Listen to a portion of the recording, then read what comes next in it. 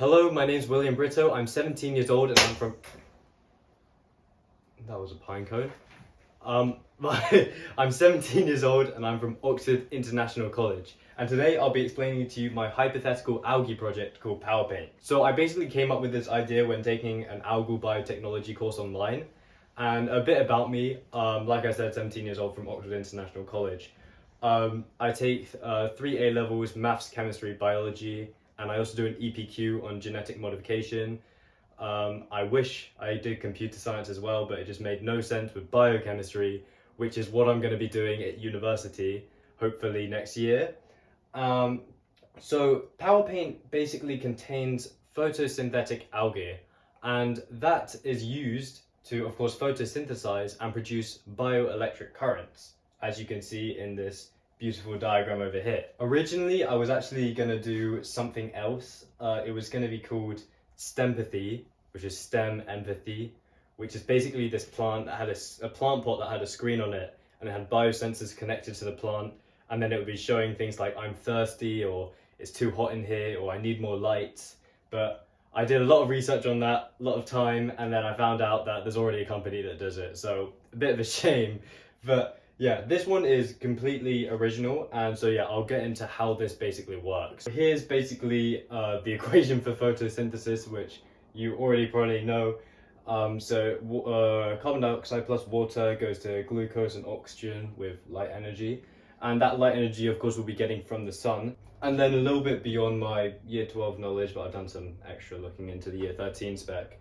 Water splits, and the key thing we get from this are 2 electrons. And usually, this is needed to reduce NADP plus into NADPH for the Calvin cycle. And of course, that's needed for this microalgae because we need to produce glucose. However, we're able to take some of these electrons and then use it to funnel towards some sort of power using device. For example, a light bulb, a battery, a microgrid, and so on. So we'd be using conductive polymers like P.PSS. So this is P. up here and PSS down here. And so P. basically forms this hydrophobic inner core. But then PSS, also a polymer, forms this hydrophilic outer shell. And this stabilizes P. And so this, when it dries out, it forms this thin conductive film that can carry the electrons from that water splitting into, for example, a wire. And the good things about P.PSS is, of course, like I said, it carries electrons, but it's also transparent. So the light can pass through and allow the photosynthetic algae to photosynthesize. And it's also very flexible, so it's easy to apply, and it's also stable in water, so it provides this suitable environment for the algae to live in. This paint would also just be applied like any other normal paint. You could put it on the walls or roofs, but actually, you may have noticed by now that I'm in a shed, and that's for a reason. This shed doesn't have a light bulb above me, so I'm just using the windows that are here. And what would be really good is if you had this paint on top of the shed roofs. And of course, it's not enough to power your whole house or anything, obviously. But if you just had it on the roof and you get those electrons funneled down to a light bulb or stored so that you could just use the light bulb at night, I feel like that would be a really good idea. Right, so being the genius that I am, I pressed stop recording for this one slide, and I've only realized a day later when I'm editing this video. So I'm going to quickly go through this slide. First of all, the algae can self-replicate. Since we're using microalgae, it can repair any small damages that's in the paint. Obviously not huge damages, but just small ones. Also, we'd be using hydrogel to keep the microalgae moist and the paint moist. Don't think this is going to make the paint all wet, and if you touch it, it's going to go all over your clothes.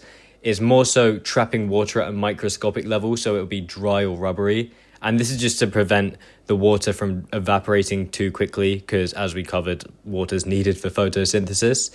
And finally, there'll be a protective top layer, and this will be to filter UV rays and pollutants while still letting the light in from the sun. So it would be transparent, and it will probably be silicone based. I think that would be most suited, but I'm not going to go into that too much just for the sake of time. But yeah, sorry about this. Right, so let's get into some common questions which I think would be quite frequently asked. So First of all, how much does this paint cost? So initially, the first prototypes would be quite expensive. They'd be preparing everything just for that first litre of paint. So that would be about 75 to 185 pounds, which is not how much you want to be spending for 1 litre of paint, definitely. But then once you bring this onto a larger scale outside of the lab, we're looking at about 8 to 23 pounds. 8 is cheaper than most litres of paints. 23, a little bit higher. So it's definitely in that sweet spot of what you want to be charging for a litre of paint.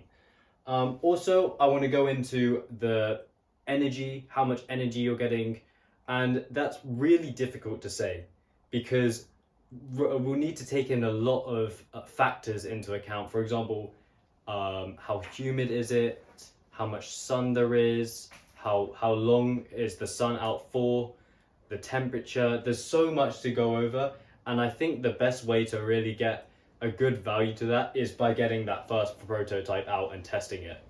And then also, when anyone buys paint, they want to know the color of the paint. Of course, that's honestly the reason why people buy paint, is for the color. So this is only about half of what I'm going to get into about the color. So the first bit is that you can change the type of algae you're using. So you could use green algae, which you'll obviously get a bright to deep green sort of color. You can use cyanobacteria, which is actually how I got into that algae biotechnology course. I was in a vet med course, and then they mentioned cyanobacteria, and then I went into an algae online course. So yeah, but that would be a bluish green or turquoise color, which I think is very nice. You can get red algae, which would be this reddish pink to purple color. And then you'd have brown algae, which is like an orange to golden brown color. So instead of changing the algae we're using, we might find one that's better suited for its purpose, for the PowerPaint. So instead, we might want to tint that hydrogel or the protective layer. And with that, you could maybe, another pine cone. With that, you can probably get it a light pastel type of color, these soft tones. For example, mint would be a good example of that.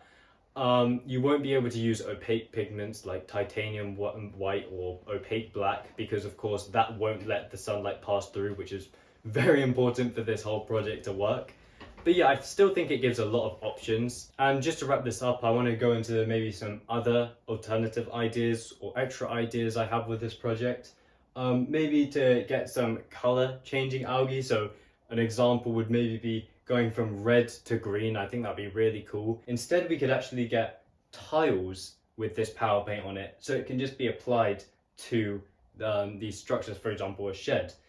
Maybe this could be a good idea. I just feel like it would be a little bit of an issue because you've already got the walls and now you're applying tiles. Maybe if they're very thin, I guess it could work. But I don't think if it was like these thick slab type things, it would be any good idea unless you're using them on the floor like a patio.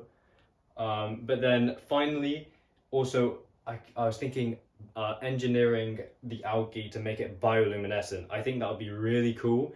I've actually just finished a national finals where I placed third with 2 of my friends for Teen Tech, and that's where we suggested an idea for a research project called Elevated Firefly Petunia, which is basically this bioluminescent plant and how you could apply it into the one world. So yeah, we got third for that. So I am a little bit familiar with bioluminescent and I like it quite a lot. I'm generally just plants and biotechnology, but yeah, I hope you enjoyed this video. Please let me know your opinions on this project. If you like it, anything you change, any questions you'd have. And yeah, thank you for listening.